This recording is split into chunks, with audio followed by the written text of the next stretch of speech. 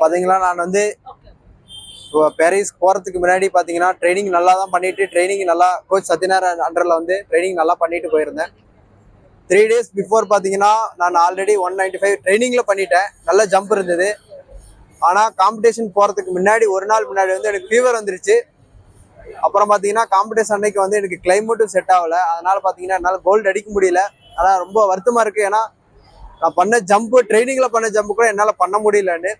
ஆனா கண்டிப்பா next time வந்து கோல்டு அடிச்சுட்டு சொல்லி எனக்கு நம்பிக்கையோட இருக்கிறேன். கண்டிப்பா நான் அடிச்சுட்டு வருவேன். ஏன்னா என் கூட என் கோச் சத்யநாராயண் கோச் இருக்காரு. கண்டிப்பா அடிச்சுட்டு வருவேன். பாத்தீங்கன்னா next world championship, Asian games, அதுக்கப்புறம் ஒலிம்பிக்ஸ் வருது.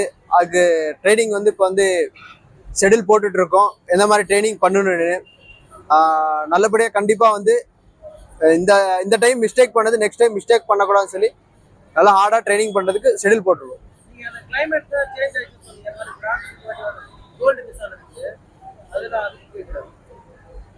பாத்தீங்களா எனக்கு வந்து கிளைமேட் வந்து பாத்தீங்கன்னா ஒரு அத்லெட்டுக்கு பாத்தீங்கன்னா கிளைமேட் நல்லா இருக்கும், ஹெல்த் நல்லா இருக்கணும். பாத்தீங்கன்னா அவங்க வந்து இப்போ காம்படிஷன் முன்னாடி வார்ம் அப் பண்ணுவோம். அப்போ பாத்தீங்கன்னா பாடி நல்லா வார்ம் ஆனாதான் பாடி நம்ம வந்து அச்சீவ் பண்ண நினைக்கிறதுக்கு மேலே அச்சீவ் பண்ண முடியும். அந்த மாதிரி எனக்கு வந்து வார்ம் அப் ஏன்னா 1 hour பண்ணாலும் எனக்கு வந்து அந்த மாதிரி பாடியில் வந்து அந்த மாதிரி ஃபீல் வரல எனக்கு. ஏன்னா 185 வரைக்கும் பார்த்தீங்கன்னா வந்து அந்த பாடியில் கண்ட்ரோல் பண்ணிட்டு தான் ஜம்ப் பண்ணேன். ஆனால் கண்டிப்பாக பாடியில் லைட்டாக ஓப்பனாக இருந்தேன்னா கண்டிப்பாக நான் வந்து கோல்டு வந்து விட்டுருக்க மாட்டேன். நான் கண்டிப்பாக கோல்டு அடிச்சுட்டு வந்திருப்பேன். ஆனால் நான் வந்து எவ்வளோ நம்பிக்கையோட இருந்தேன்னா என் கோச்சு அப்புறம் வந்து நம்ம இந்தியாவே எதிர்பார்த்துருந்தது கண்டிப்பாக கோல்டு அடிச்சிருவேன்னு. ஆனால் லாஸ்ட் மூமெண்ட்டில் எனக்கு கிளைமேட் அப்புறம் கொஞ்சம் ஃபீவர் ஆயிருந்தனால என்னால் ஜம்ப் பண்ண முடியல. கண்டிப்பாக நெக்ஸ்ட் டைம் அடிச்சுட்டு வருவேன்.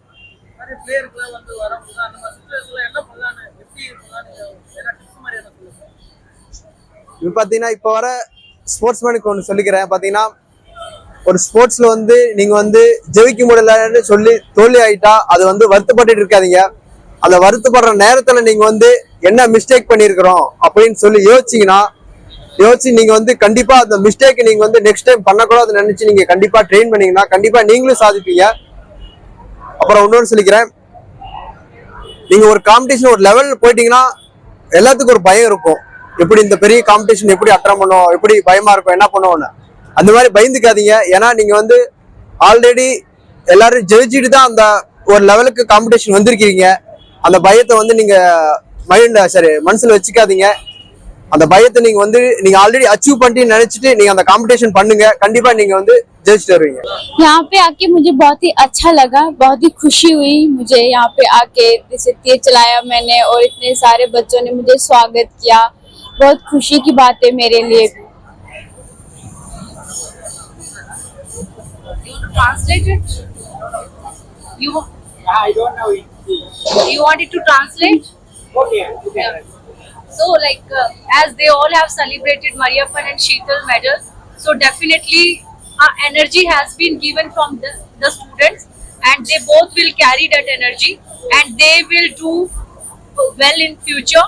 As Mariappan said, there are Asian Games, next Olympics, and they both are bronze medalists this time, and this positive energy and vibes will push them to do more and get the Olympic medal and come back to again valuable school.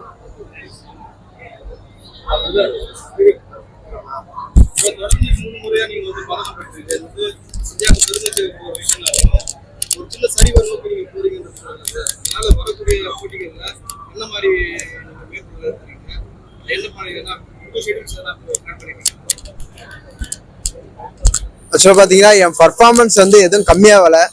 ஏன்னா actually நான் எப்படி train பண்ணேன்னு என் coach Satyanarayan கோச்சுக்கு தெரியும்.